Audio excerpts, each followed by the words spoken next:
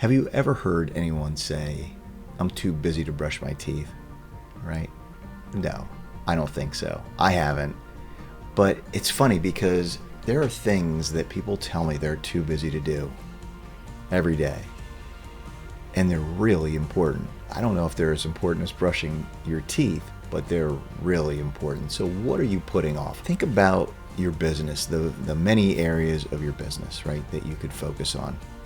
And think about what you've told yourself you're too busy to take action on, right? And this isn't just for restoration business owners. This is just business owners in general. We're busy folks, right? We've got a lot of things vying for our attention. And it's natural to feel busy and sometimes overwhelmed because that's kind of the nature of being a business owner unless you can build a really good team and get yourself out of day-to-day operations to a large degree. Then it becomes a lot more fun and interesting, and you get to focus on the things that you really want to do in your business. So, for example, one of the things that you might say you're too busy to do is develop other people. You might say, you know what, I'm too busy to do any reading myself and develop myself as a better leader. I'm too busy to train somebody else how to do something because it just takes time and I don't have it, and it's faster if I do it myself. Right? That might be ringing true to you, right? But there's something to do about it, right? Just take the leap of faith that by training and developing others and yourself, things are going to change. Let's talk about more specific things. How about sales activities? What are you doing to grow the business? Do you have time? Or maybe you don't, but maybe you should make time to make a couple of phone calls, send a couple of emails, stop by and see a couple of people that maybe used to give you work, you haven't heard from them for a while. Maybe that makes sense to do. Maybe it makes sense to finally bite the bullet and say, you know what, I'm going to do whatever it takes to implement job costing in my business so that I can give my team financial targets for profitability on jobs, and I can review them, and I can learn how to go to QuickBooks or my production management platform and run a job profitability report. Would that be valuable? I guarantee you it will. You almost can't help but get more profitable if you do those things. I had a client recently who had their best quarter ever, and they were so excited, and it was because they finally got really serious about job costing, setting targets for their team, and doing a review after the job was done of the P&Ls.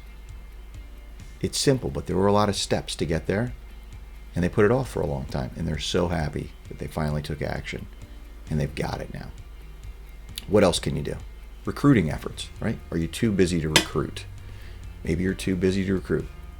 Same thing, right? Are you too busy to brush your teeth? Somebody a long time ago, a mentor of mine, told me, you know, Scott, you're always paying attention to sales, right? You would never go a day without making sales calls, right? The answer was absolutely. We would definitely not do that. And he said, well, what are you doing about recruiting?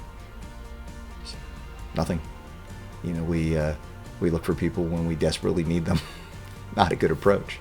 So I adopted this mindset of always be recruiting. So every day recruiting activity. Maybe that's something that you need to pay attention to. What else? Maybe it's building your business to sell, right? Maybe you're starting to look ahead. Maybe 2 to 5 years from now, you're thinking, you know what, I would really like to sell. What are you doing to get the business really ready to sell? Do you know what's important to buyers? And if not, what can you do? Who can you reach out to? You might already know who you can reach out to. If you don't, feel free, get in touch with me.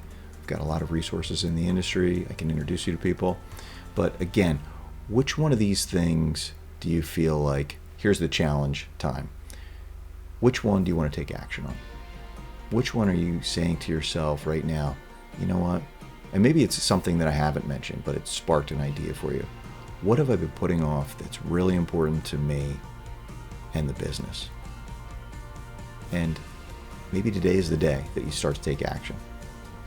Maybe you're not sure. Maybe there's just so many things that you're just not sure.